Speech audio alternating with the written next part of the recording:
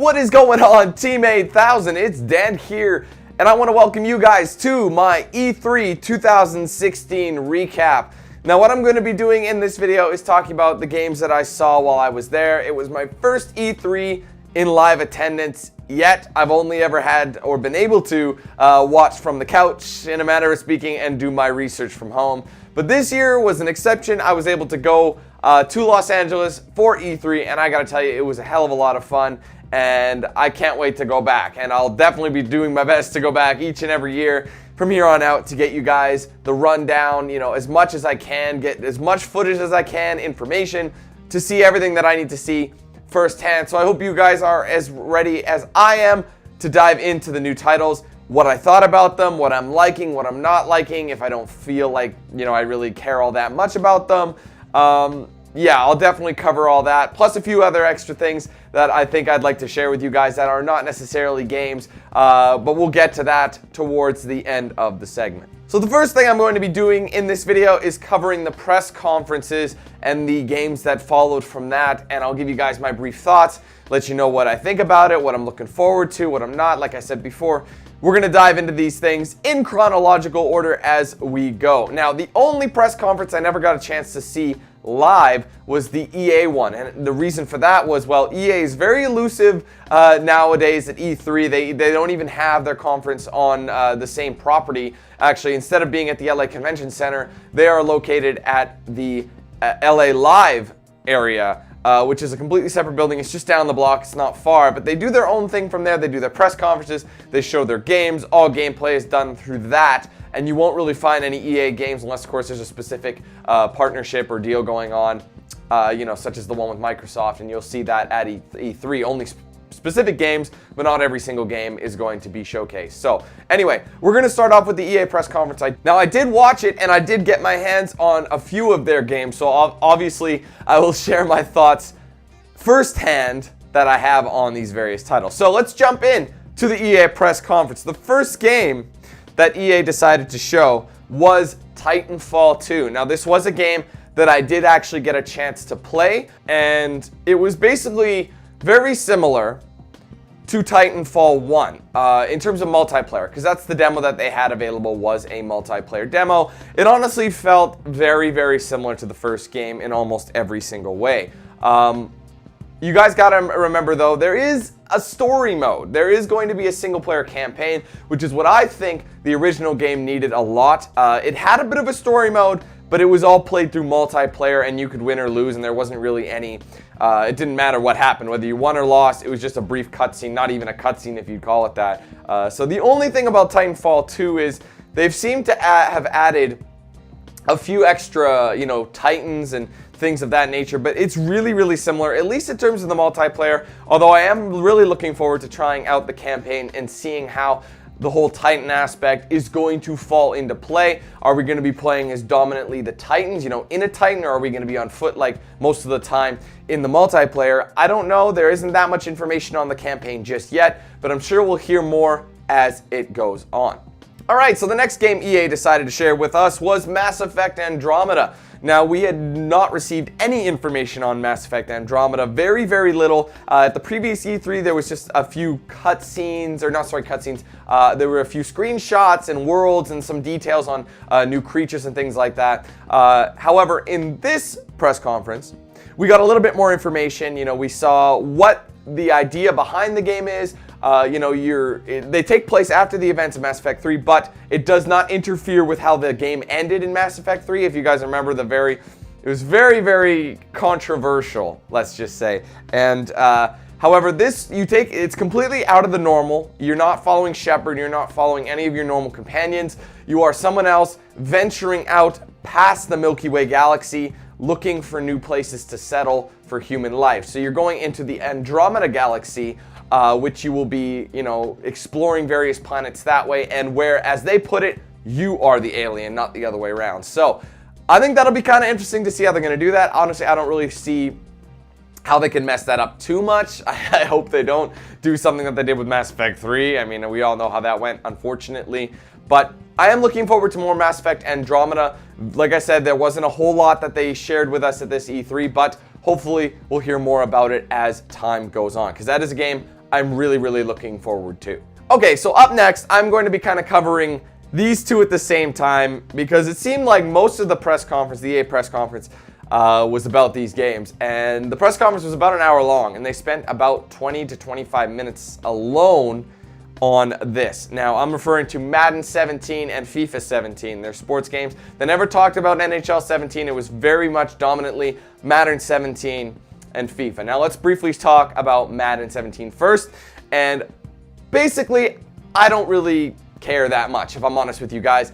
I haven't been a huge NFL fan whatsoever. I've played Madden games in the past, but I've never really had a desire or I have an interest in American football. So that's why I won't be covering it for that reason. And, well, I mean, from what I understand and what I've seen, it's more of the same. For most of the press conference, at least for most of the Madden segment, they covered their Madden 16 championships that took place. So the best Madden gamers from around the world came to EA Live and they, played for the championship. And that literally is what was mostly talked about in terms of Madden 17. They said, oh, the game looks beautiful, but it's the same thing every year. So I don't fully understand that.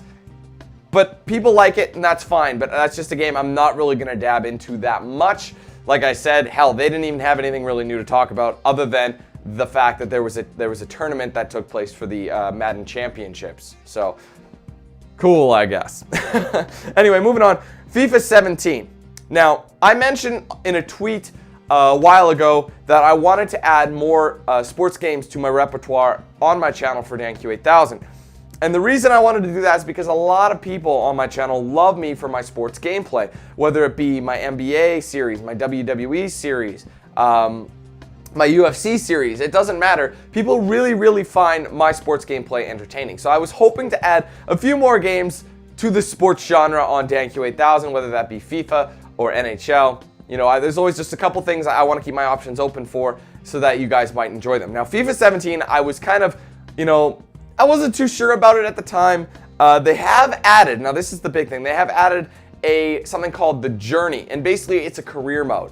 And you follow, an up-and-comer, new to the Premier League, player, a young guy, and he works his way through. There's cutscenes, there's behind-the-scenes stuff, so it's not just all on the pitch, there's off-the-pitch interactions as well, where you can make calls and choices and things like that. So it's basically like another career mode, but here's what made me a little annoyed was the fact that you can't create your own, career, your own player. It's the same person, so that you have to be this hunter guy, and you can't be anybody else. I thought that was kind of lazy, and that kind of, the thing is, I love it when you can immerse yourself, like a virtual avatar of yourself in a video game where normally it wouldn't be possible to be make it to the Premier League, you know what I mean? But these video games, that's why we love them so much.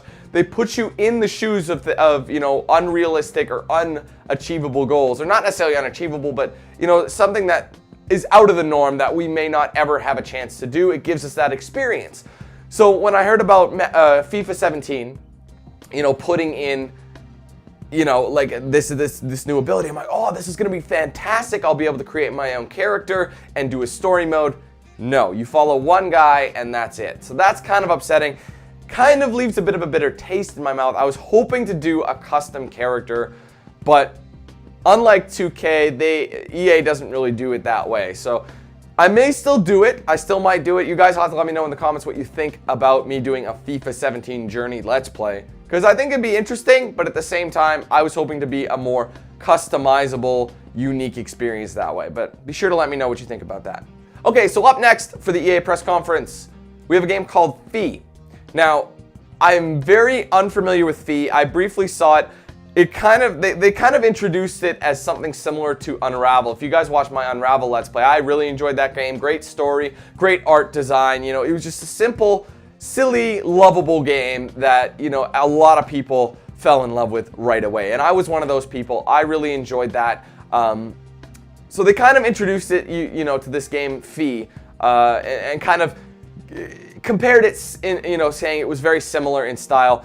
And I could see how it was, but I don't know if it's the same kind of lovable, jump in, enjoy it right away kind of a game. It looks interesting, but I'm not 100% sure if that's something I want to follow down. To be honest, I caught myself looking at my phone when I got to that segment of the game. I just kind of lost interest in it. I don't know if it's exactly my theme per se, or my kind of game to play, but it is there. It's unique. It's a small Swedish developer, of 20 people.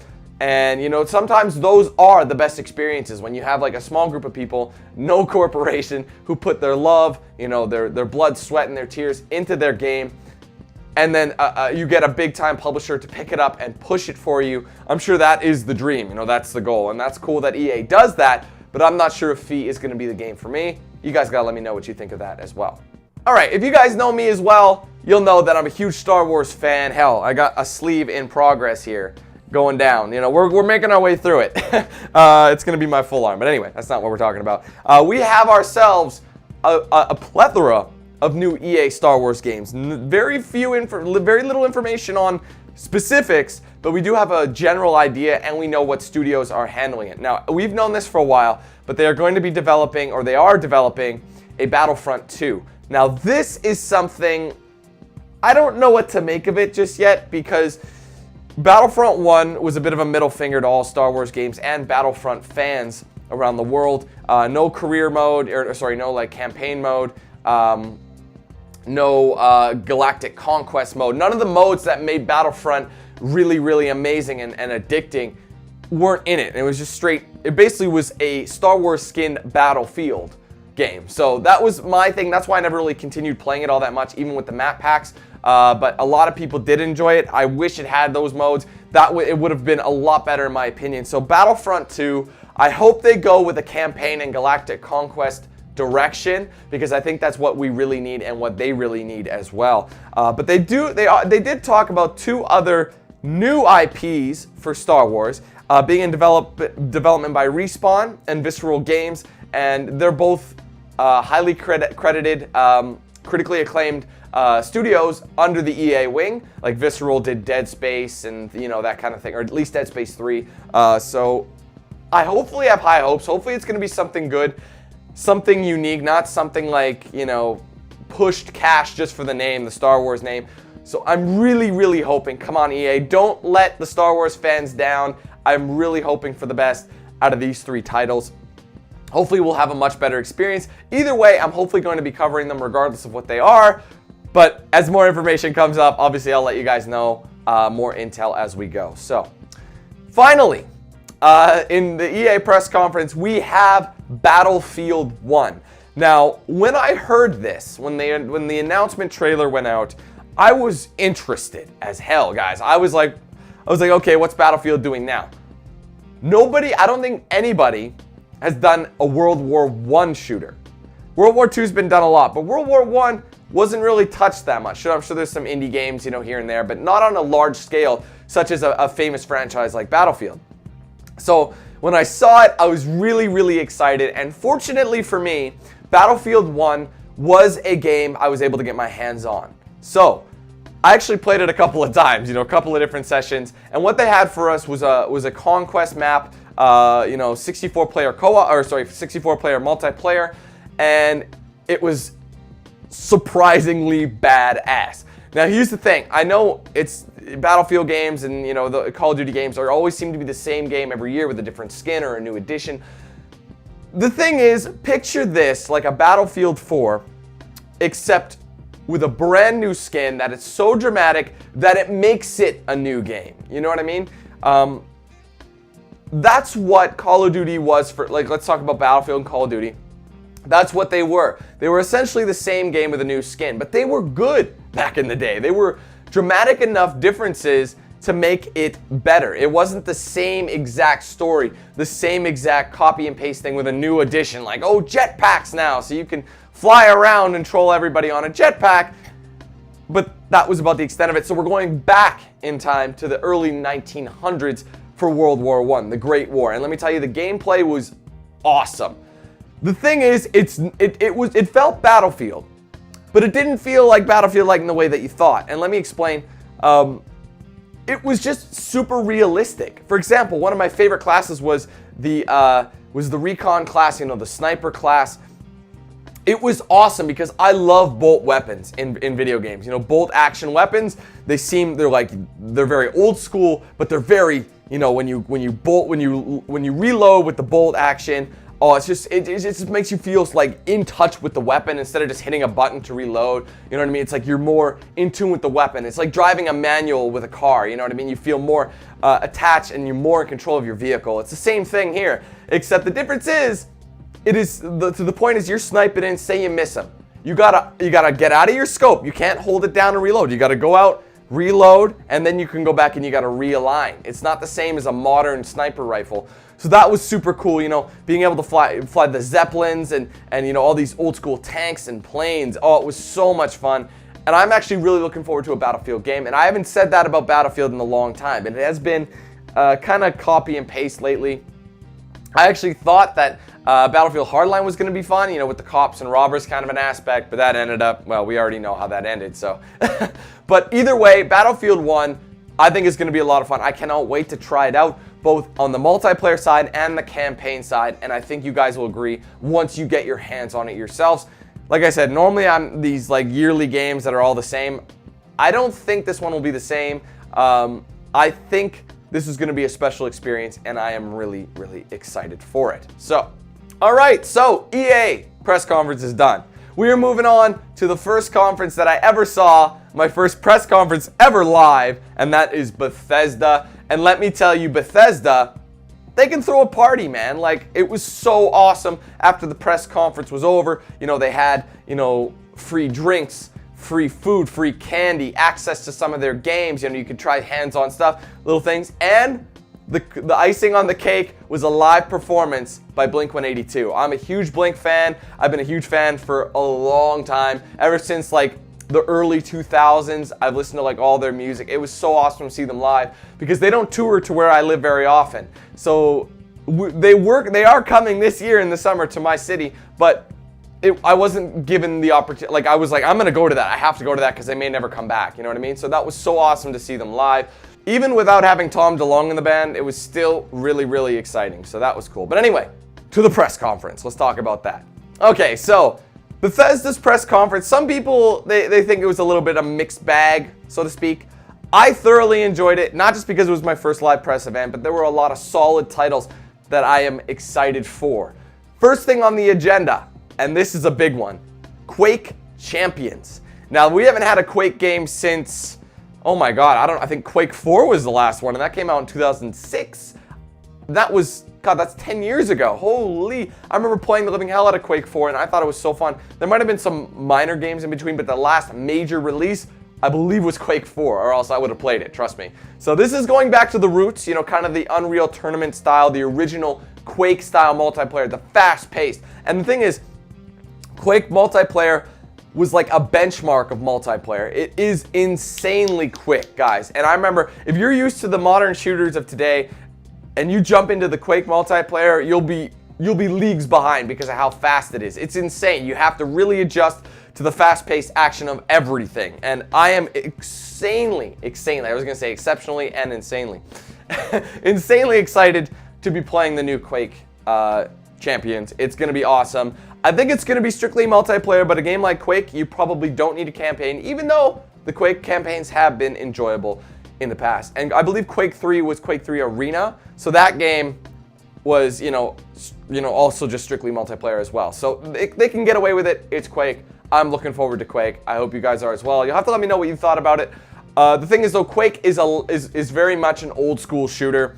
Much like Doom, not many people like the new Doom, but I love the new Doom because that's what I kind of grew up playing, was those old school shooters back in the day, in the 90s. Even though I probably shouldn't have been playing these shooters in the 90s, I would have been too young to play them. But either way, it is a treat to be able to dab into Quake once again. All right, moving on, we have ourselves some new Fallout 4 DLC. Now, much like the previous Season Pass, we have 3 new DLCs to try out. Now, these ones are going to be kind of similar to the first batch DLC. I believe if you already purchased the Season Pass, like I did myself, you should be able to get all 3 of these DLCs for free. It should just be included in your Season Pass. But from what I understand, the Season Pass price did go up. It used to be, I believe, well, I think it was about $30 before, $40, something like that. And now, at least that's Canadian dollars. And now it is 60 Canadian dollars. So if you had bought the season pass back in the day, I'd say you got the best deal right there. So either way, it should be worth it, hopefully, based on the last Fallout expansions that we've had. So let me just get into them right away. The first two are new pack sets for construction, much like the Wasteland Workshop. We have ourselves the Contraptions pack and the Vault Tech World pack. And what they basically are, the contraptions, are new items that are just literally just for fun. Like, you know, you can make like a Rube Goldberg machine. You know, you can make, like, they even showed briefly that what's her name, the old lady there. She was trapped up in one of those old school lock things, and they dropped teddy bears on her head. It was so funny. Stuff like that, just little BS crap for your settlement. Much like, now this is the big one. I think this is what people have been wanting for a long time, or at least we're hoping for a long time. And Vault Tech World, which is essentially the ability to build your own vault. And that alone is badass. Everything. I'm sure you could customize the number of the vault. You can customize everything inside it. You know, I would do Vault 8000 or Vault 8, whatever the case would be if I could. I'm not sure if I'm going to do those, though, because as you guys know, my Let's Plays of Fallout haven't been too construction-based and have more so been focused on story. I love story over constructions. I don't really like building stuff that much. It's a very, you know, certain people love that kind of thing. Me, though, I'm not 100%, you know, really into that kind of thing, but that's just my opinion. We'll see how it is. I might try it. I ended up starting the Wasteland Workshop way back when, but I ended up not keeping the recorded files because I didn't think I really wanted to, you know, to play that kind of a thing. But much like Far Harbor, we do have ourselves a story-based DLC, which is called Nuka World, and I don't know what it's going to be, but all I know is it's going to be a Nuka-Cola themed theme park that you'll be able to play in. I don't know if it's going to be on the same scale as Far Harbor in terms of size. All I can say is I hope so, because I cannot wait for that DLC, because I think it's going to be a lot of fun to try that new area out. It's always fun to go back to new Fallout, especially when we have new content that's story-based and gives you tons of extra time to play it again. Okay, now up next, I want to briefly talk about this, not for the fact that it's coming out. I knew it was going to come out even before, you know, like once this whole same, you know, it's like a chain reaction, and I think it needs to kind of stop. And I'm, of course, talking about the Skyrim Special Edition. It's basically a remastered version of the other game, of the original Skyrim that came out in 2011. Now, my thoughts on remastered games. I think a game should be remastered if it's like over 10 years old. You know, it's a classic. It's not one console generation behind. That's not there's no need to do a remastered game, because you'll just be remaking the same game with updated graphics every single console generation. So everyone is flipping out and they're like, "Oh my God, Skyrim! You know, we get to play it yet again." You know what I mean? And everyone's asking me, "Dan, are you gonna do another Let's Play?" I'm like, no. Like, the game is too new. I just had a Let's Play, well, I guess it'd be 5 years now, but that's not an old enough time frame to warrant a brand new experience, especially with the people who've already been playing on PC. And I know people are going to be like, Dan, but the thing is, Skyrim on PC, they are re-releasing the remastered version of Skyrim on PC, excuse me. But there's no point to that, because if you really wanted updated models and everything, just install mods. Mods have been around forever, and you could make what they're making now, what the visuals and everything on PC, you could make that on PC 4 or 5 years ago anyway. So it's not a new experience to people on PC. You may be releasing it on PC again. I just don't see the point. I'm getting really sick and tired of all these remasters just for the sake of remastering, and everyone's freaking out. They're like, yay! The game I played 2 years ago just got remastered on the current gen console.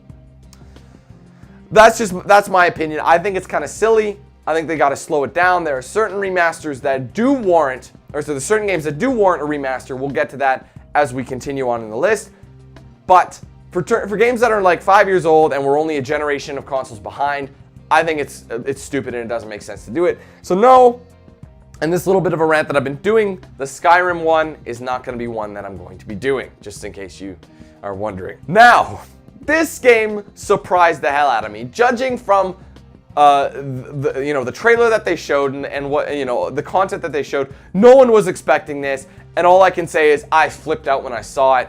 We have Prey, the sequel. Well, it's more of a reboot, or in a different universe, to the original Prey, which came out in 2007. Oh my god, we've been waiting for the second Prey to come out for years. They said it was going to only come out in like 2-3 years after that, like in 2009, 2010. It never did. It was going to be a little bit different.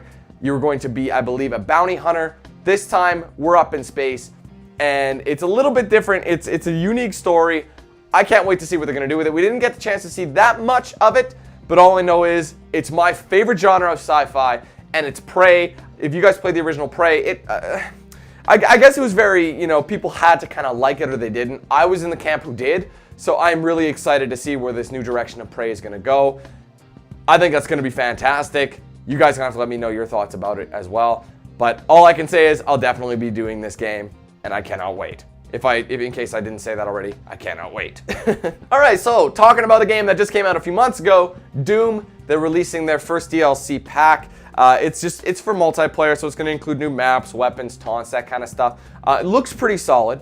The Doom multiplayer was fun, but I'm hoping for a Doom single-player experience. That's always my thing. As a Let's Player, I find that story-based content is always the best for the channel and for you guys because it's my favorite genre, and when I'm playing my favorite type of gameplay, I'm better at what I do. You know what I mean? So I'm hoping that they'll come out with a new DLC for the single player very, very soon. Let's just hope so. Okay, and now probably one of the biggest releases at the press conference for them. I cannot wait for this game. I think it's going to be fantastic. I really enjoyed the first one, and of course you guys know what I'm referring to, Dishonored 2. The difference in this game, you get to choose between either playing as Emily, and she was just weed, just a little baby in the first game, or Corvo, the previous protagonist from the first game as well.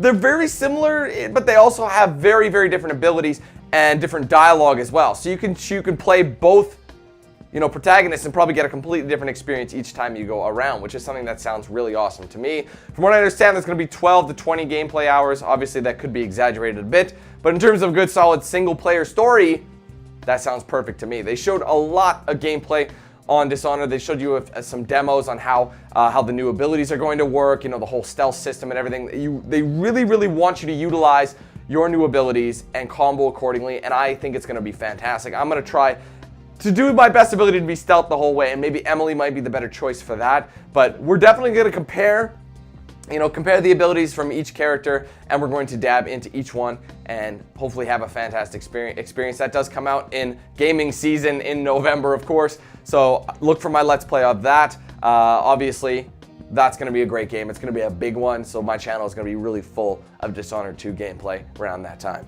Okay, coming up next, that's it for the Bethesda press conference. It was a really fun event, like I said, a great party, but it's time to move on to the Microsoft press conference. Now this was cool because Xbox was basically the one who sent me to E3 as it was. They hooked me up with a badge, they hooked me up with the parties, you know, everything behind the scenes. All that footage you saw recorded was from the Microsoft press event. So I was able to go there, you know, they hooked you up with free drinks, free food, and of course the ability to record everything that you wanted. Well, not everything, of course, but there were most of the games you were able to record and post to your channel or your website or whatever the case would have been. So it was really cool to do that. So let's get started into the Microsoft press conference.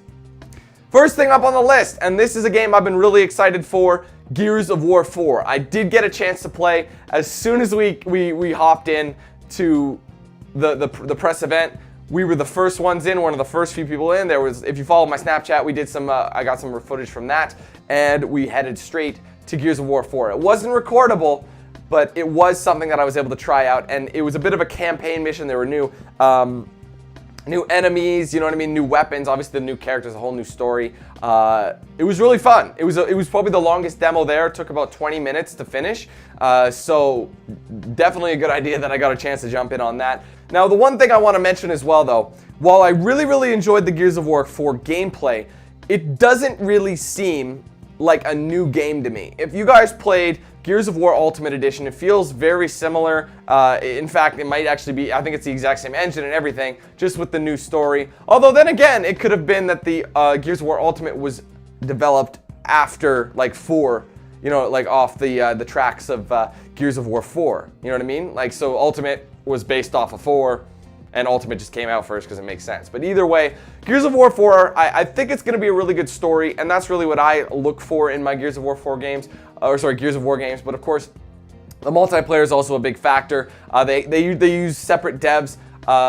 If you guys watch my beta gameplay that I play, you know, the 60 frames per second, it's all that good stuff. But mainly for me is going to be a story mode. Probably going to be doing co-op with Center Strain like we did the Ultimate Edition. That was a lot of fun. So that should be next on the agenda. It's looking pretty solid. I think I'm going to like it because if you guys remember, Judgment was garbage. So they went back to their roots, you know, Gears of War 3 style, Gears of War 2 style. So I think I'm going to really enjoy this game. Even though it might seem nothing that new, hopefully it'll be something good and it'll give us a nice, long, complicated story. So I'm looking forward to that. Now, the second game they covered was indeed Battlefield 1. I've already covered that from the EA press conference. So I'm going to move on to the next game after this.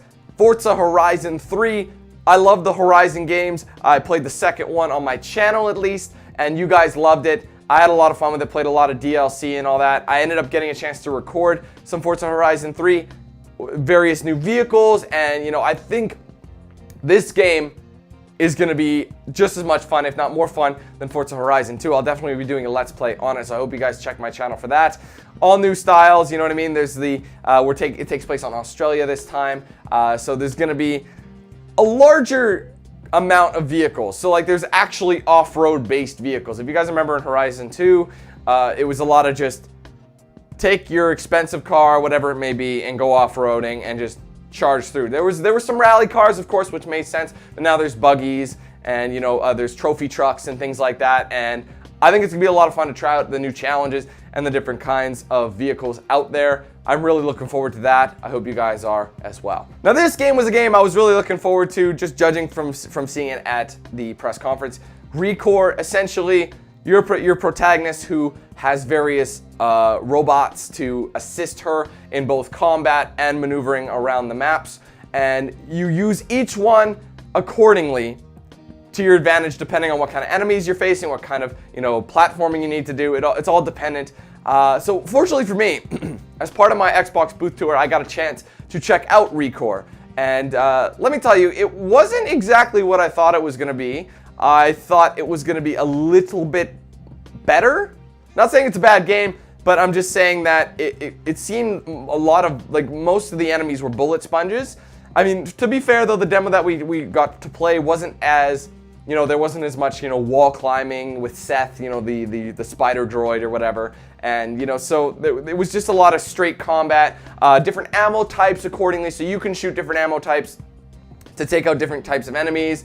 And also your droids specialize in taking out, or I shouldn't call them droids, your robots specialize in taking out certain types of enemies, of course, as well. And they're all color coordinated, so you can switch them up on the fly. It's pretty neat, but at the same time I felt myself shooting the living hell out of everybody for like 10 minutes straight. So hopefully it won't be like that in the full game. I might check out the full game. As of what I got a chance to try at E3, I can't promise if I'm going to, but I will do my best to take a look at it when it does release. Now, this game I'm not really interested in covering because I've never been a fan, but I will mention Final Fantasy 15.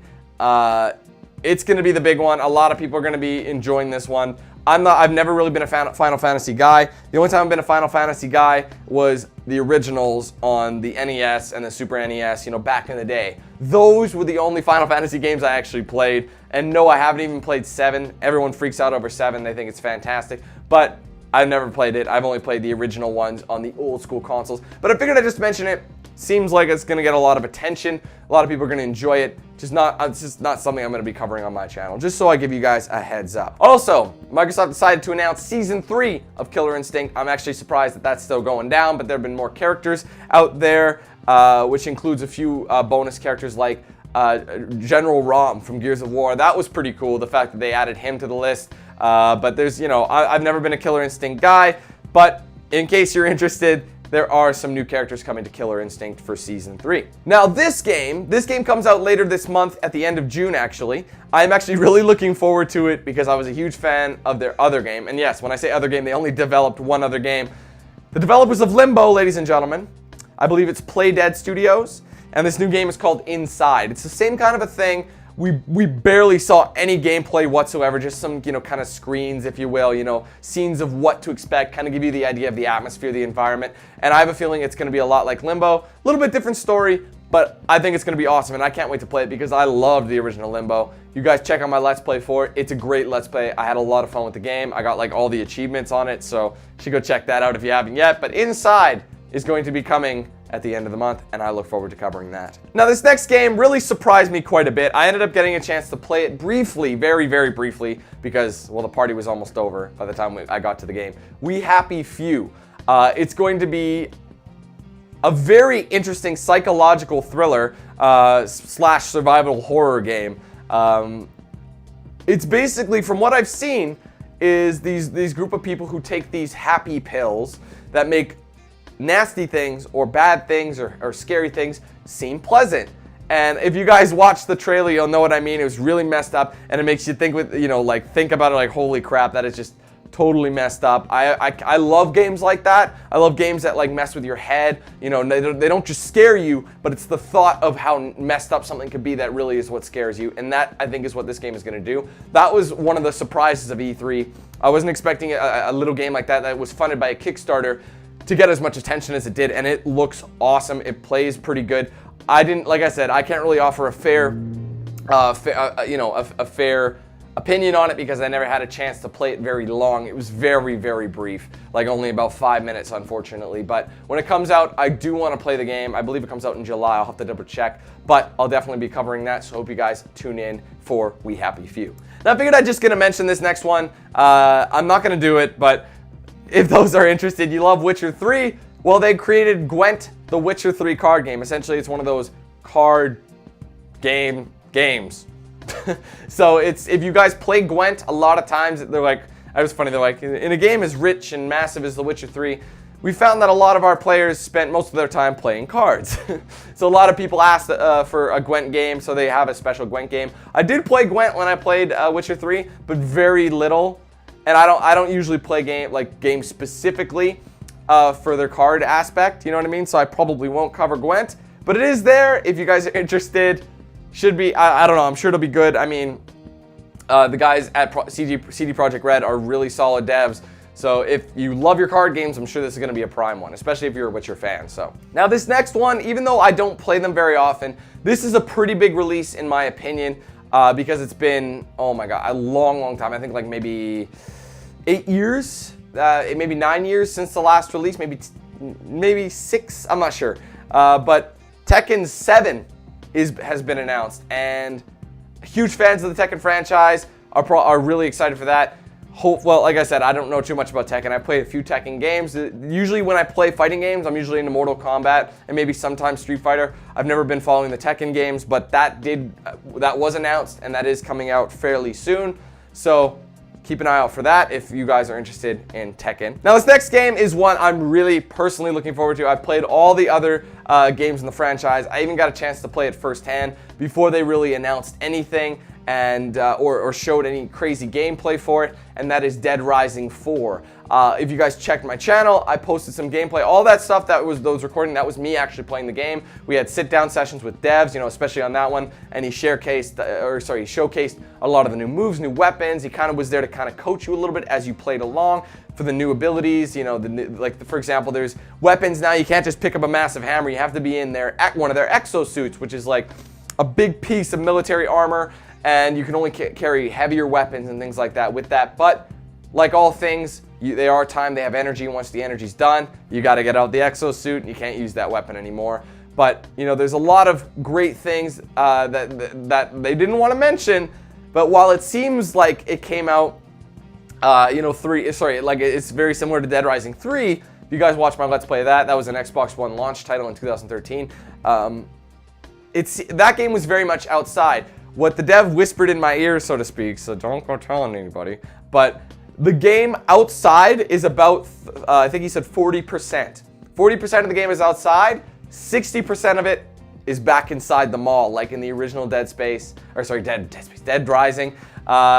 It's gonna follow Frank West again, the original protagonist. Everyone loves Frank. He's the shit, and I can't wait. There's a whole new camera mode with selfies and everything. I remember mentioning that to him. I'm like, I like it because it's just like the original game, while he was just a photographer. That came out in, I believe, 2006, maybe 2008. You know what, 2006 sounds bad. I think it was 2006 it came out. Now, though, it just goes to show you how the generation has evolved. In 2016, everyone's taking selfies and things like that. It's become the norm. So they kind of evolved just to show, kind of make a joke on, current generation and how it is. And how photography has changed and things like that. And then you can just take a minute, take a selfie with you and a zombie, and you get points for how dangerous it is, how crazy it is, how extreme it is, that sort of thing. So I think that's pretty cool, and it was a lot of fun to try out the new combos, the new weapons, the new abilities. They basically in the demo, they gave you a god mode, so you couldn't die, you can just have fun. They're like, obviously, you'll have to build up your combos before you can get all this stuff, but at least you can try it out and just go beast mode to see what the potential is. So that was definitely a lot of fun to try out Dead Rising 4. Now up next, there's a game that was announced at E3 2015 called Scalebound, and this game, it's an action RPG, very interesting looking, very different. Dragons are involved, but we didn't really hear too much about it or see too terribly much about it. It wasn't out on the show floor, so you couldn't really take a look other than that. So the game might not be coming out for a while. Hell, it may come out in fourth quarter. We don't know. Just sometimes devs like to showcase a game, let you know that they're working on it, kind of give you a little bit of hype for something, a specific game, and then you can enjoy it when it comes out. But I think it's going to be interesting. I might take a look at it. Like I said, I don't know too terribly much about it. None of us really do. So hopefully we'll find out more information as time goes on. Now the next game they talked about was a little pirate game known as Sea of Thieves. Now this is one of the games I got to play at the private press event, and let me tell you, it was a blast. If you have yourself like maybe 4, 5, 6 people to play with, it is like the most entertaining stuff you'll ever do. Unfortunately, I wasn't allowed to record it. If I was allowed to, trust me, you guys would have loved it. Just loved it. Just died of laughter. So much fun. Anything a pirate does, you can do in the game. You know what I mean? It's all about teamwork, working together on your ship to take down the other pirates in the game who are real players. So I ended up playing with a group of people, including Center Strain and one of the devs as well as our coach. We all basically picked our roles on the ship and we took care of business, whether it be throwing out the sails, steering the ship as the captain, or simply being the drunk. You know what I mean? Or one of my specialties was playing the battle music. I got everybody hype. I whipped out my instrument, and every character has a different instrument. I had a ute, so I was just like,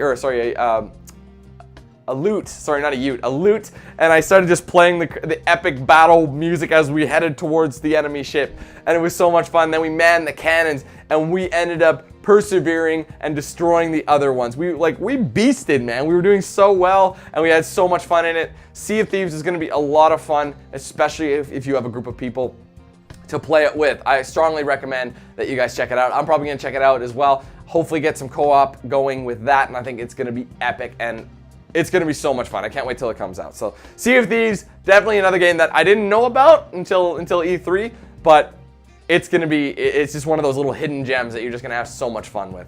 Now this was a game that I was not expecting to see because the last game came out for Xbox 360.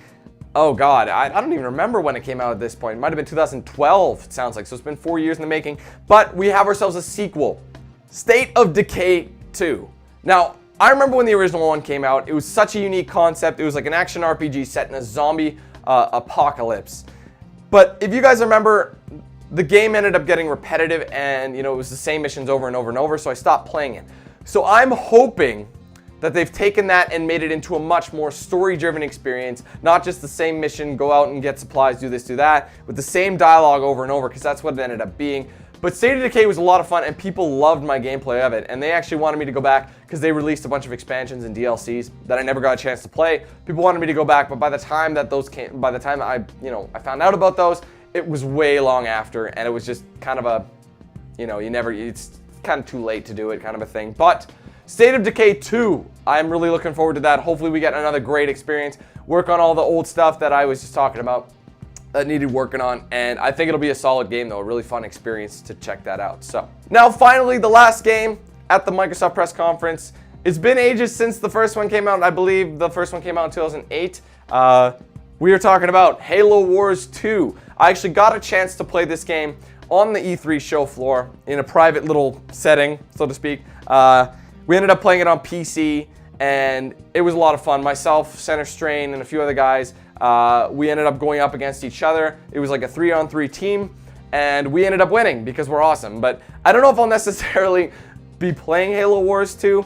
I do play RTSs, but I'm not 100% sure if I'm going to be down with the Halo Wars 2. It feels similar to the first game, obviously updated appearance, you know what I mean, more modern styles, but I never really totally enjoyed the Halo Wars experience originally. It was an alright game, but I don't know if it's something I'm really going to be all that thrilled over. Obviously they were pushing it quite a bit, but we're definitely going to have to see how things go, and obviously I'll keep you guys in the loop as well. Alright, moving on. Now this press conference, I almost didn't make it in, but I was so happy that I did. I ended up getting a higher seat, but at least I got a chance to see it live. And I'm talking about the Ubisoft press conference. Theirs are always the most wild and entertaining. So when you get into a Ubisoft press conference, expect curse words, lame jokes, you know, just crazy showmanship. It's pretty much a crazy, it's not just business, it's like I'm having fun too. That's the thing about Ubisoft, so you can expect to be entertained when you're at the Ubisoft press event. Alright, now the first game they announced, now there must be a large market here, or else they wouldn't keep announcing it every single year. And I'm of course talking about Just Dance. Now this is Just Dance 2017. Like I said, must be a lot of casual gamers who love to, you know what I mean, just go all out, you know what I'm talking about? So that's why they keep announcing it. The rhythm games, as a YouTuber, you can't cover it really because of all the copyright and the stuff, you know, that kind of thing. So I remember doing like rhythm games before, you know, that utilized Kinect and that sort of thing. But they ended up getting a lot of copyright. Even though people enjoyed them, it was something that kind of died out. I'm surprised rhythm games are still around, you know, to this day, but at the same time, there is a market for people who just love to dance, as they say, just dance. So that's going to be coming out, obviously. Nothing really crazy I should mention there, just new tracks, things like that. So let's move on to the next game. And this is one of the big ones announced at E3 2015. Ghost Recon Wildlands. They waited a whole year, you know, to show us a bit more information. I ended up getting a behind the scenes look at it as well with Ubisoft, because I have a contact with Ubisoft as well, and they hooked me up and I got a chance to go with the squad and try it out and you know, play with a team and try out one of the missions. And according to them, we did the best out of any of the groups he had. So because everyone just rushed in and alerted the guards while we were all stealth and we used our communications a lot. But one other guy, he ended up screwing it up for us. We would have had full stealth. Even though I was calling my targets, he shot the same target even after I said, yo, I got the guy on the bridge, sniped him, and then he shot afterwards and hit like a barrel and blew it up. It was just, it ruined the whole stealth thing, but at the same time, we got a chance to try it out. The game is going to be huge. We just, like, I remember he's like, okay guys, hit pause, zoom out, and this is how large our scale is going to be. As you can see, the one you're going for is just one section of this whole world. So it's going to be a big world. As that copy, though, it was kind of, it was kind of broken. There was a ton of screen tearing, you know, there was some glitches. Obviously, it's very early, you know, in the game's development, or it is, you know what I mean, the game's not coming out for a while, so I'll forgive them there, and it's an E3 copy. But it was definitely interesting, the environment, the teamwork, the methods of completion. You know, whether you have a guy working your helicopter for escape later, you know, you have a guy, you know, watching you from the cliffs as a sniper support, while the two guys go in to get the intel or to interrogate the suspect. Either way, there's a lot of methods to go, and I think Wildlands is going to be a lot of fun. Very different from other Ghost Recon games. I think this is going to be more nitty-gritty, kind of, you know, raw kind of, you know, storyline, and I think that's going to be a lot of fun.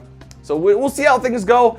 The E3 copy, like I said, could have used some work, but it is early stages, and I don't want to chastise them just because they had an early copy to show us. I had a lot of fun with it. I think it's going to be pretty interesting. Hopefully, it won't disappoint. Okay, so next game up is a game I've been looking forward to for years. The last one that came out, I believe, was 2013. So it's been, or 14, I think it's 13. This was supposed to come out the year after, and then the year after that, and it kept getting delayed. So finally, I believe we have a release date. Next game, South Park, The Fractured But Whole. And every time I say that, even no matter how you say it, it sounds funny, and that's the idea. So it's a pun, right? So I never got a chance to play this game. I would have, but there was some things that came up. But if you guys watched my original South Park, The Stick of Truth, that was such a fun game. It was such a good RPG. It was a surprise. I didn't think it was going to be that good. So I can really hope that this next game is really going to take the cake as well. It's just an advancement on the original one. You know, different theme, same jokes. I cannot wait for this game. I hope you guys tune in for it as well. It's, you know, more, you know, it's just gonna be so much fun. And I'm gonna play the living hell out of the new South Park game. So be sure to keep an eye out for that. All right, so I'll briefly just mention this right now. We have ourselves, they announced the first few expansions for The Division, the Underground and Survival DLCs. Now, I'm not sure if I'm going to be covering these or not because of how The Division is. I played the entire game, the story mode. So I don't know if I really want to do these expansion packs. They're pretty pricey. I don't know, it's going to be more of the same kind of stuff. I heard there's a new story to it for each one of these, but at the same time, I'm not 100% sure how much I want to do or what I'm going to be doing once I get it. So I just want to mention that these are coming soon. I believe in summer. I don't remember the exact days. I'll have to double check. But I just want to let you guys know they did announce the first 2 Division expansions. I believe there's going to be 5. There's quite a few of them. So we're going to have to see how that goes. Maybe we'll take a look at it. All right, so one of our first VR-centered games at the press conference. They showed a multiplayer session with this. Very unique idea. I don't think anybody's ever done anything like this before, but a game by the name of Eagle Flight, and it utilizes Oculus, and it's basically a multiplayer game, and essentially you take flight as an eagle, and it seems like a multiplayer game. There's going to be various kind of challenges and game types and things like that. Definitely a unique looking game, but I don't know if it's something that a lot of people are going to be interested in. There was kind of a lull in the crowd when they were showing that game. Definitely kind of cool to see how that kind of thing would be good for that kind of thing. Probably would be good for the VR, but at the same time, I just don't think that kind of game is going to catch on right away, if at all. It just seems kind of like an interesting, even though it's an original idea, I just don't think it's going to be as big as they're hoping. So we'll have to see how that goes, but I can't really say anything about that. So now this next title is another VR game, and I think it looks super cool. I never had a chance to play it, but Center Strain did, and he was telling me all about it. It's a game called Star Trek Bridge Crew, and basically what you do is you take your position as one of the crew members aboard. It's not the Enterprise, but you basically you have a job and you do it, and depending what it is, you work together. Everything's around you. It's all VR, so you got your switches in front of you, and you can't succeed in your missions unless you work as a team. Whether you're the engineer or the captain, every job is important in some manner. So the fact that you talk to your friends, okay, I'm doing this, and you're given the orders as the captain, and then you're just at your station. That's what's so cool, is you're at your station, manning the helm, doing whatever the hell you need to do. I think that's cool. That's about the extent of it, but at the same time, the teamworking aspect and be able to interact, in the ship and just do your job and get the mission done. I think that's really cool. I think it's going to be a cool thing. It probably won't be the biggest experience on the planet, but it'll definitely be something worth checking out if you can. Now, this next game was a game that I ended up getting a chance to play one-on-one with a dev, and I gotta say, it was probably one of the best games at E3, in my opinion, and that is For Honor. When I first saw it last year, I thought, it looks pretty cool, but upon actually seeing more of it and playing more of it, the unique style of gameplay, the whole visual experience, it's so awesome, guys. And I cannot wait to play it. It was funny because I was playing with this guy and he was just telling me what to do. He's like, yeah, I can tell you've played video games before. And I'm like, yeah, that's kind of my job. and he said I was probably one of the best, that he's like, I don't need to tell you anything. You know exactly what you're doing. The game just called to me. That style of gameplay just works for me. The whole new, one-on-one combat, trying to telegraph your opponent's moves to block and hit them with the right amount of strikes and things like that, and utilize all the moves in your repertoire to break his stance and everything like that, to beat the better man. You got to choose who the better man is. And you got, all the different types of faction, whether you're the samurais, the Vikings, or the knights. There's a unique play experience for each campaign. And it is so awesome. I never got a chance to play as a samurai, but I did get a chance to play as the knights and the Vikings. And the Vikings are badass. I cannot wait to do that one. But there's going to be more. I cannot wait for more information. That game is going to be one of my favorite games of the year, whenever we get a release date. It's next year, I believe, February 14th, I believe it is. So next year, it should be one of the game of the year, I think. Hopefully, we'll have a nice long story and nothing too short, because utilizing that, you could have a lot of fun with it. So that game is going to be epic. I cannot wait to play more. All right, now this next one was kind of brought up kind of quickly, you know, kind of just thrown in, but at the same time, it's always good fun. I actually have a code and it's installed and it's ready for a Let's Play, and that is for Trials of the Blood Dragon. It's more trial bike. You guys remember the last trial game I played was Trials Fusion. I believe that came out 2 years ago in 2014. And we played through that quite a bit, and it's always nice to have a new Trials game, and this one's themed after Far Cry Blood Dragon. That's why it's called Trials of the Blood Dragon. So it's going to be completely over-the-top epicness, and I think it's going to be a lot of fun. So like I said, I received my code for that. I was away at E3 when it came out, so I wasn't able to do any gameplay, but I'm going to try it, and we'll see how this one is and have some fun with that. So you guys can look forward to that. They usually do that. Ubisoft usually releases a game during E3, so the people at home have something to play and enjoy. So stay tuned for that. I'll have some gameplay up of that as soon as I can. All right, now I'm gonna very briefly touch base on this because I never played the original game, which came out last year, but it's a sequel to Grow Home called Grow Up, and it follows the Bud the robot, and it's another platforming game. Not something that I really am interested in, but it is coming out, and yeah, so if you played the original game, you're probably gonna want to play this one too. If you liked the original game too, you're probably going to want to play this one as well, but it's not something that I'm going to be interested in for the time being. However, though, we have ourselves one of the biggest games at the Ubisoft press conference, and this is a big one because it was kind of on a balance, you know what I mean? It was on a teeter. People weren't sure how it was going to be, but I'm happy to say that it looks amazing, and I'm talking about Watch Dogs 2. If everybody played the original Watch Dogs, you'll know it was a bit of a disappointment. You know, it wasn't the game that they showed us at E3 2013. And it wasn't the game they even showed us in 2014. It was like nothing like it. So it was like one of those games that we got trolled, you know what I mean? We're just like, oh, this is going to be amazing. You can do all this crazy hacking, but then it was very, you know, watered down. So we never ended up getting done what we wanted to do. However, in this game, everything is hackable. Everything is doable. You can finish a mission without even entering the building if you hack properly. And I think that's cool. The fact that you're given way more styles of hacking, you know, not just one thing, you know, not just the stanchions to come up or whatever the hell it would be. You know what I mean? There's just way more possibilities for it. There's a whole new parkour element, a much better movement ability than in the previous game. You know, legit parkour style, and that makes a lot of sense, and I think that's so much better. Essentially, this is the Assassin's Creed 2 to the Assassin's Creed 1. Same thing we are experiencing. Assassin's Creed 1 was okay. It was a good game when we played it, but then they tested the waters, they saw people liked it, and they went all out for Assassin's Creed 2. So I think that's what's going on with this. And like I said, to this day, Assassin's Creed 2 is probably the best Assassin's Creed game of all time, in my opinion. So hopefully Watch Dogs 2 is going to be more of the same. Excellent second time around. They went all out, full steam, don't hold back. It looks amazing. I cannot wait to try it out and actually get a Let's Play going for you. And hopefully we don't get a repeat of the original Watch Dogs. But people did play it, and it is real. It is legit. Like I said, I never got a chance to play Watch Dogs 2. I wish I could. It's not recordable, but from what I heard, it is what they're showing. They are showing you what is actually coming out, which is very good. So, Watch Dogs 2, I cannot wait for. And finally, the last game at the Ubisoft press conference was a brand new IP. It just came out of left field. I don't know where, like, I was not expecting anything like this. But it's a game called Steep. What is Steep, you ask? Well, picture any sort of winter-based extreme sport. Snowboarding, skiing, you know, wingsuit diving, parasailing, or whatever, not parasailing, but, you know, bomber diving, things like that, skydiving, cliff diving, that sort of thing. That basically take those 4 extreme sports and throw them on a mountain in the French and Swiss Alps. Take a picture, think of that for a second.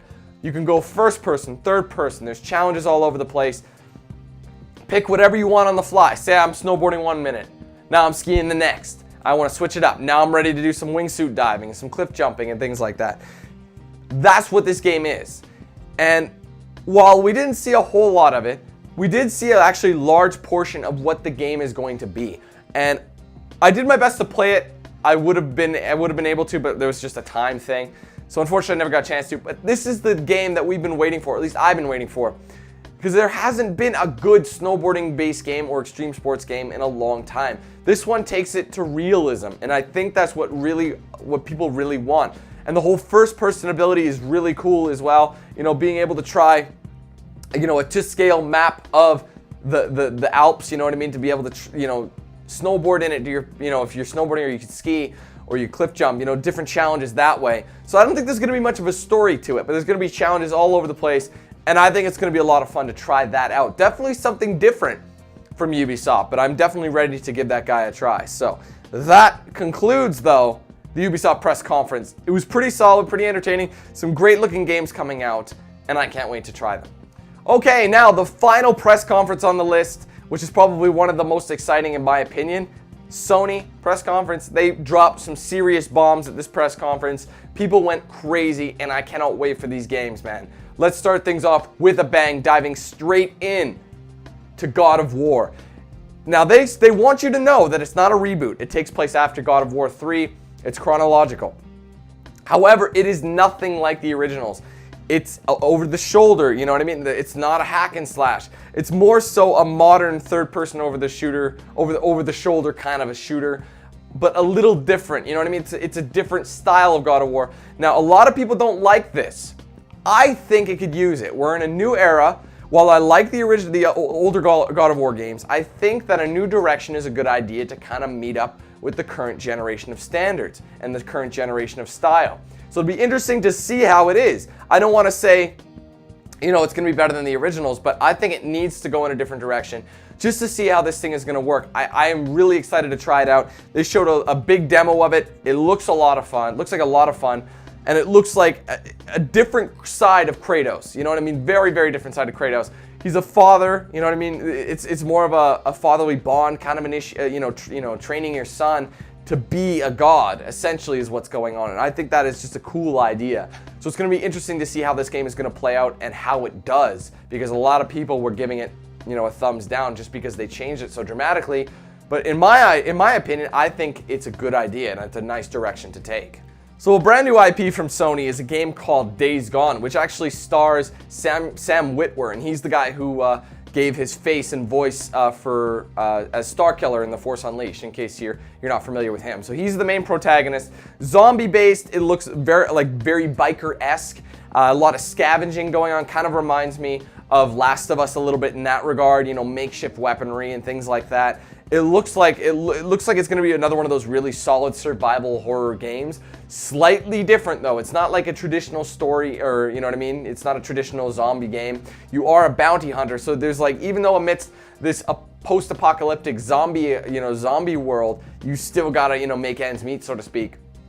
And just being a bounty hunter to come across, you know, any sort of to survive and everything. It's just really cool to take a look at this new game. I saw a theater presentation as well, which went even further and showcased, apart from the E3 showing of the gameplay, that you can choose a different direction. You don't have to go one way. You can go this way and try something else and use your environment to change the way that this level or this mission is going to take place.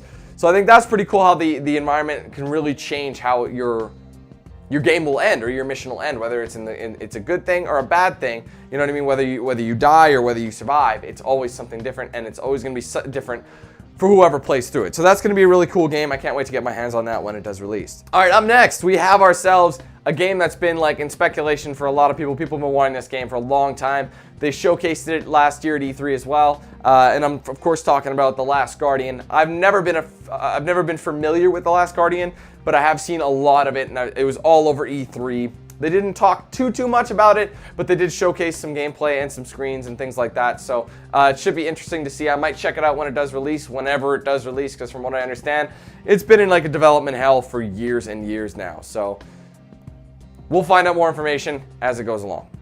All right, up next. Now this was a very, very large game at E3. I ended up getting my hands on it, and I saw a theater experience of it as well. So that'll be really awesome to check out. I'm of course referring to Horizon Zero Dawn. Now it's a cool sounding IP, brand new, definitely a different direction. The funny thing was though, when I was doing my hands-on, they gave you like a very, very small section to play with.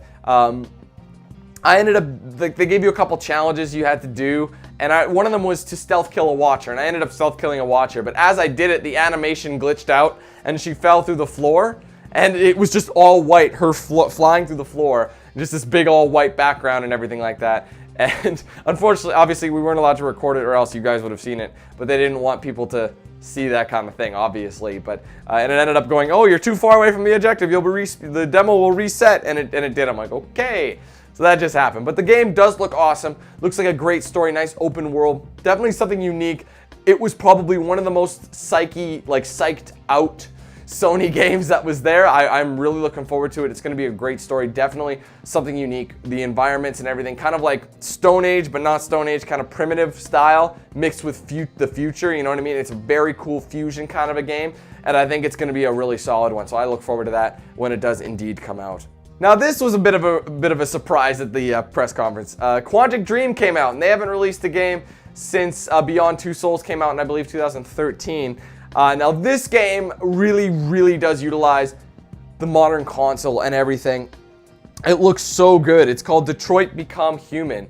Detroit Become Human.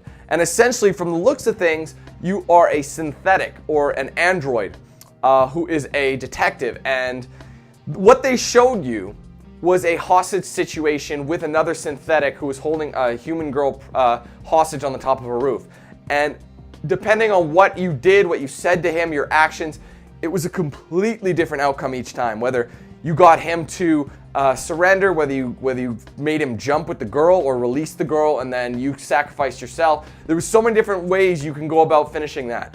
And that's what I love about Quantic Dream, is their choice-based gameplay and the ability to capture someone's face so well and make it just a totally cinematic experience that you're in control of. That's what I love about it, and I cannot wait for Quantic Dream's new title, Detroit Become Human. I think it's going to be fantastic, and hopefully we'll get more information as time goes on. But that's definitely going to be a game that I cannot wait to play. Definitely at the top of the list for sure. Okay, now, as I'm sure a lot of you guys know, at E3 2016, the biggest push of the conference was VR. There was VR everywhere you go. You couldn't swing your dick without hitting a VR device of some kind. So the next little bit here are going to be a bunch of VR supportive games that I think are that I would like to talk about and offer my thoughts on. First off, a lot of people have probably already played this themselves, but Resident Evil 7 was announced, and it looked very similar to PT. However, from what I understand, the game is not going to be what portion you played in the demo or they showed in the teaser is not going to be in the main game. That was just to show the kind of direction that they're going, and I think it's going to be amazing. I cannot wait. It's not like Resident Evil 6, you know what I mean? It's first person, and it's not like any of the Resident Evils. It's become like an actual horror game again, you know, not the action shooter that it's become. Because let's be honest, Resident Evil hasn't been scary for years. I mean, Resident Evil 5 was good, but it wasn't really scary, you know what I mean? This is back to its roots of horror, you know, psychological horror, you know, just everything horror. That's what I love about Resident Evil, is the original games, is the way they captured the horror aspect. And we're back there.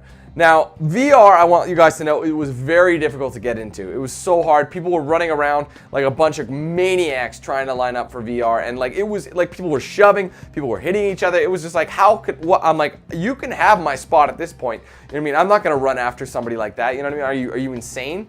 But either way, I got a chance to play Resident Evil 7 at home. I never got a chance to play it at E3. My girlfriend actually ended up playing it with VR, and it's a completely different experience from what I've seen. You know, the whole immersion is that much scarier.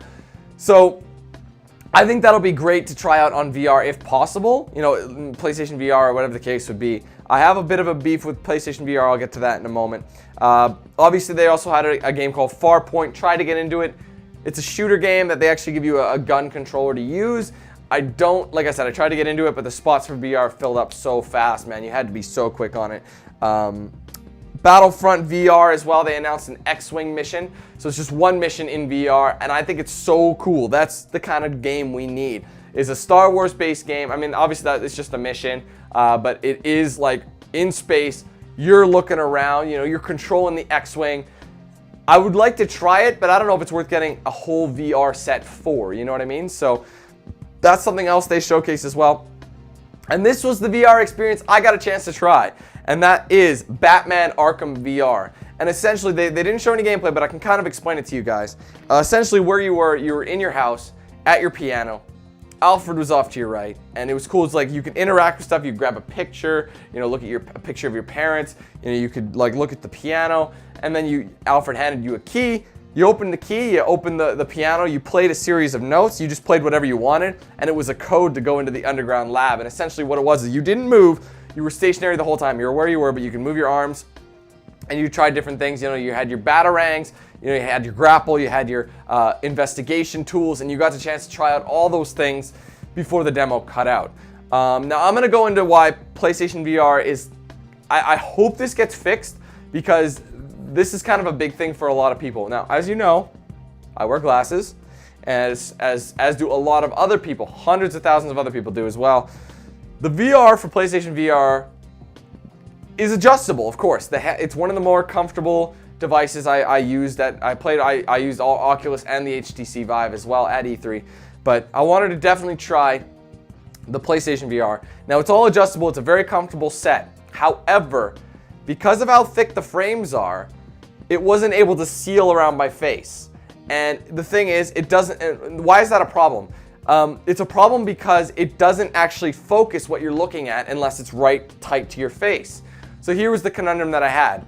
It was completely sealed, but because of how far my glasses were keeping it off, it wasn't in focus for me. And I don't know if the VR has the adjustable, you know, sight thing for people with glasses, but I don't think it did. I can't remember who was telling me that it had that. I don't know, but either way, it was very blurry. So I had to actually take off my glasses and to get a nice comfortable fit. But even then, because I have to wear glasses, my vision was a little blurry. So it was blurry anyway.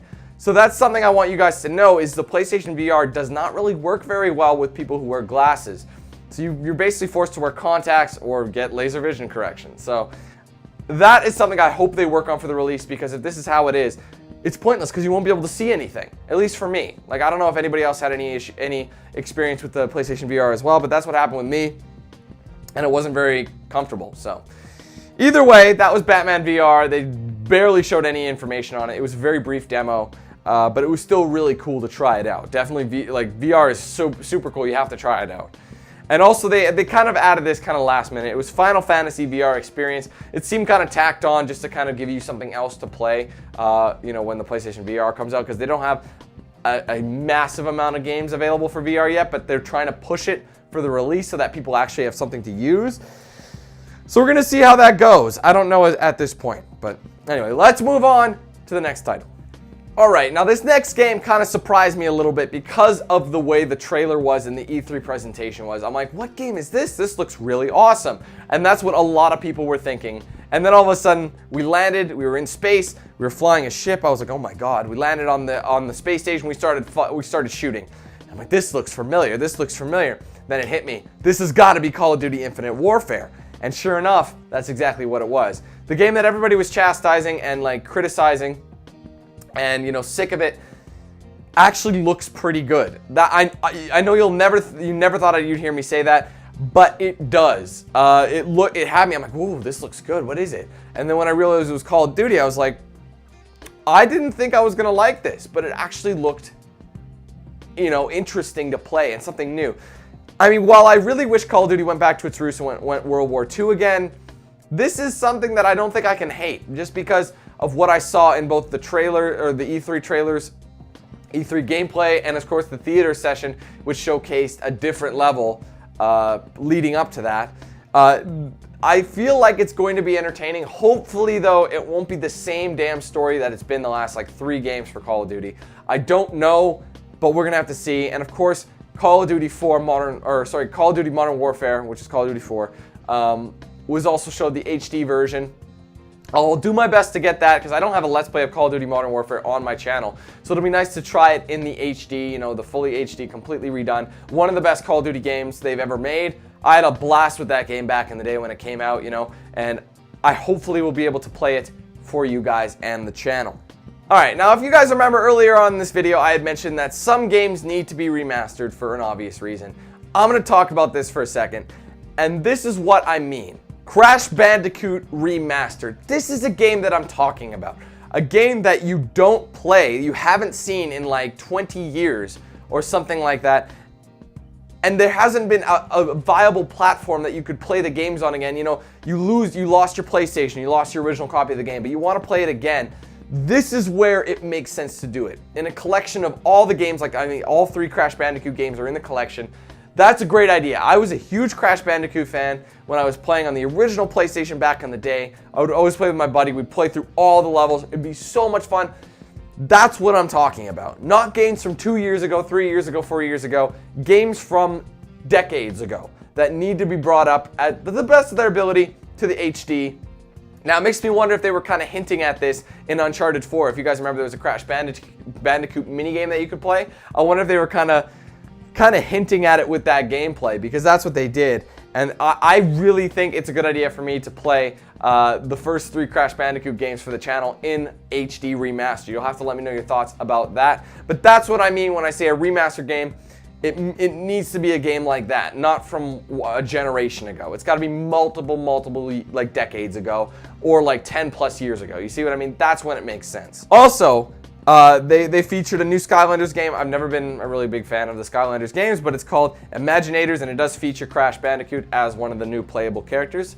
Figured I'd just throw that your way. Also, moving on, Lego Star Wars The Force Awakens. They showed some gameplay of it as well. This game is coming out at the end of June 28th. I'll be playing that as well. People love my Lego gameplay, and people love my Star Wars gameplay, and they love my Lego Star Wars gameplay. So, you know, I had to play this one. I am looking forward to it. I love Lego games, especially in the themes that I really enjoy, like Star Wars.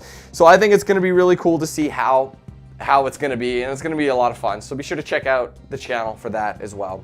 Now, the man himself, Hideo Kojima, ended up showing up to the press conference, and he got a massive ovation.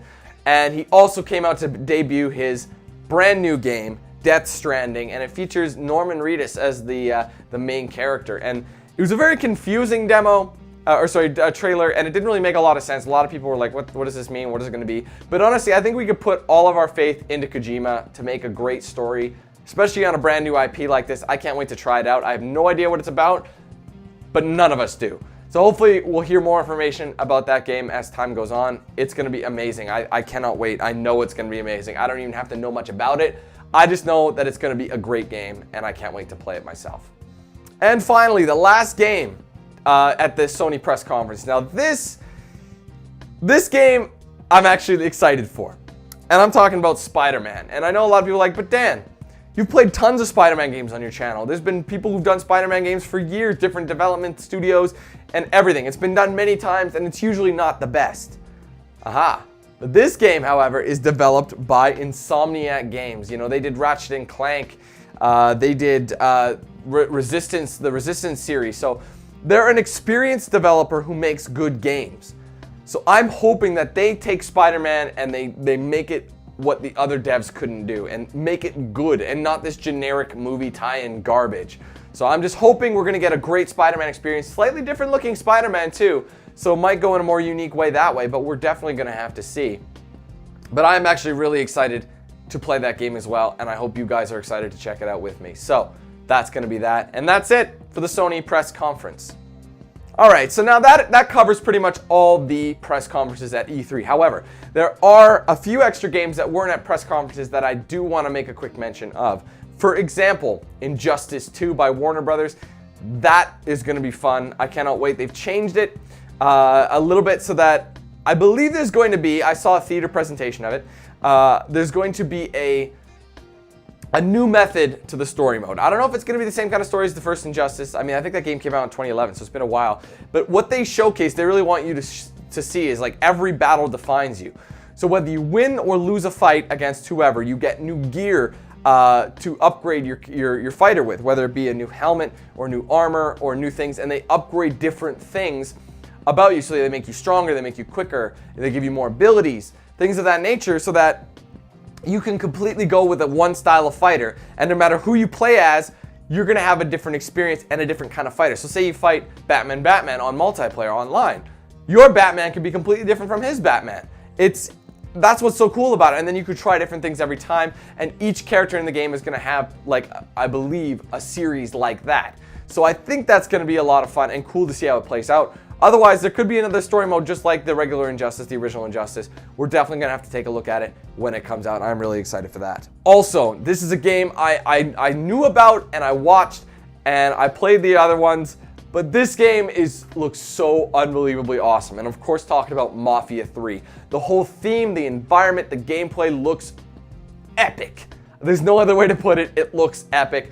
I watched the theater presentation. I got a bit of behind the scenes looks at it, and trust me guys, this is a game that is going to be great. It's going to be one of the better games of the year. It comes out in October if I'm not mistaken. It got delayed. I think they delayed it to polish it up a bit, which is fine with me. But all I can say is I cannot wait. They showed some epic gameplay, some amazing, the characters look interesting, you know, the missions look interesting, and I love that kind of stuff. And it's been too long since we've had a Mafia game. I think the last one came out in 2010, so it's been 6 years. So this one is going to be fantastic. I recommend you guys check it out when it does come out. And finally, very, very briefly, there was a bit of scuttlebutt over the new season of The Walking Dead by Telltale. Season 3 Walking Dead. It's going to feature Clementine one more time. I barely saw a thing. The only time I really saw Telltale Walking Dead Season 3 was when I was walking around the show floor and I ended up seeing like the words or a bit of stuff on a screen on one of those, one of the interviewing sections, whether it be IGN or GameSpot or whatever. That's where I ended up seeing it, but that's about it. So it was, I don't know what to expect. All I know is it's coming out in fourth quarter this year and I cannot wait to keep the story going with Clementine. Hopefully we'll have another great experience like we've been having throughout all the Telltale Walking Dead series. People love them. You guys love my Let's Plays on it. It's huge. I think it's going to be fantastic.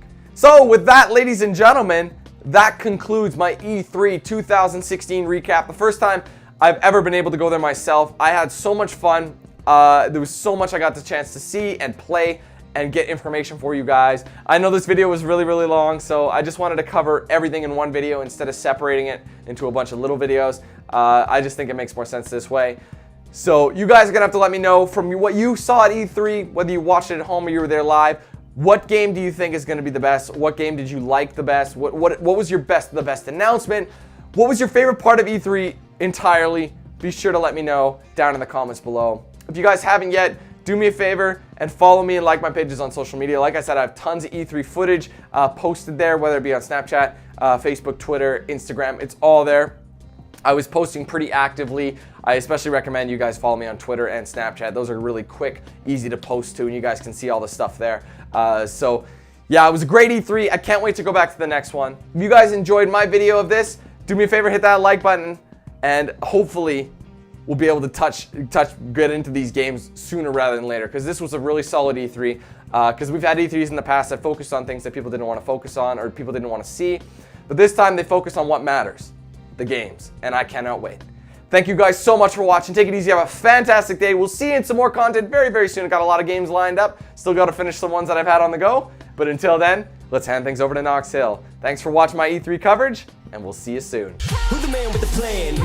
If you feel trouble, wild and wild on these violent and DanQ8000. Wait a minute, hold that stylist dial. Damn, goddamn Billy Jack, we still riding, tires flat. I hear them sirens, see shots flying, so we driving, fire back if they ain't vibing. Lie with that, got me dressed up in all black. What up? Hood up, and I see them haters try to run with us. They gon' need inhalers. Gotta breathe them hard just like Darth Vader. Players, grab your respirators. Night invaders get lightsabered. Mask on for the shooters, move like trash to bed. Intruder, got that Glock and got them woofers. Just press play, I'll keep it moving. Who is Knox Hill, you damn fools? Keep it fresh like canned food. There ain't nothing we can't do, so tune into that DanQ. Yeah. It was never, ever a game.